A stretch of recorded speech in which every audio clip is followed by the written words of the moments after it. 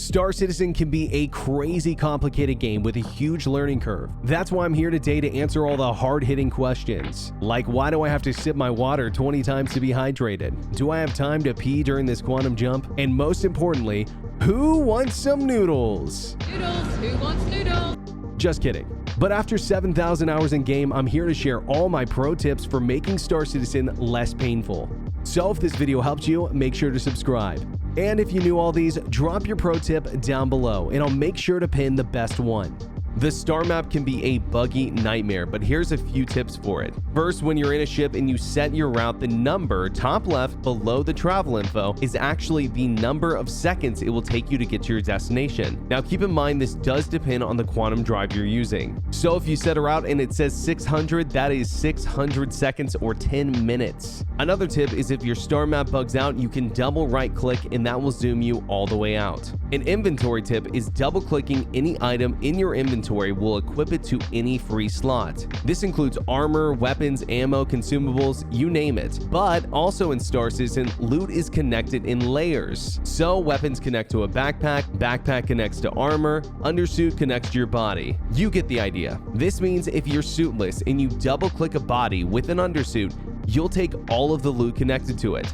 This also works for taking loot off bodies and putting them into ship or local inventories. Speaking of being suitless, some moons in Star Citizen actually have breathable atmosphere, and it's a few you wouldn't expect. Yela and Calliope have unlimited breathable O2, and even Daymar will let you breathe for about 2 minutes until you die. The TVI, or the Thrust Vector Indicator, is essential for piloting well in Star Citizen.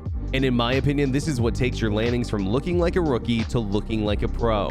This is why I opt to having it always on, which you can change to in your settings here. This is also extremely helpful for object avoidance. In short, if you put your TVI on an object, rock, station, whatever, and keep flying towards it, you will hit it. If you move your TVI off the object, you will not hit it. Speaking of not running into things, a lot of people do not fully utilize the scanning ping. You can ping by holding V, and paired with the TVI, this is going to be extremely helpful, especially in places like asteroid fields. When you're facing towards the sun and can't see anything, you may be flying towards an asteroid and can't see. Well, if you hold V and ping, you're going to see a lot more clearly. This works extremely well in nighttime environments as well.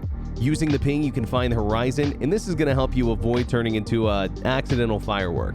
Up next, we have ship voice verbosity. This is a setting a lot of people do not know even exists. You have everything between full, high, medium, low, and off. And as a new player, it might be helpful for a week or two.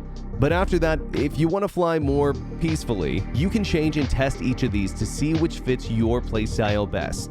Personally, I roll with ship verbosity off. Another tip people may not know is if you're in game and hit your tilde key, this will bring up your console. If you type R_ displays info space 2, or type R and then hit tab 3 times, then type 2, this command will show your in-game FPS, your shard ID, your server FPS, and bandwidth info.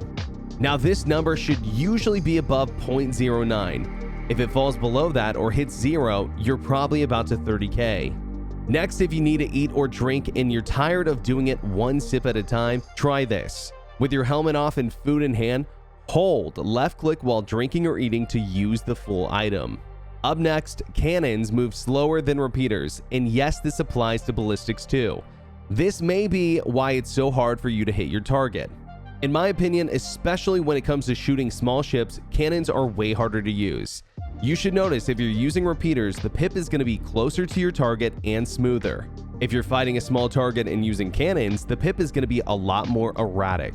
Not to say cannons are bad, and they definitely serve their purpose in both PvE and PvP. But my advice is if you're new-ish to the game or still learning the combat, use cannons for PvE and repeaters for PvP. And the last tip, if you're on your way to a mission that doesn't have a QT marker, like a player bounty or a derelict site, or maybe you just need to stop your quantum travel, you can use QT cutting to your advantage. Here's how it works. If you're quantum traveling in a straight line, you can cut by holding B. Or if you're doing a spline jump, you can cut by pressing U. This becomes extremely useful if you can put your target between you and a QT marker. So you can start your QT jump and then cut when you're right on top of them. And that's it for my 10 pro tips in Star Citizen. Thanks again for watching, and let me know your pro tips down below. Till next time, this is Berks signing off.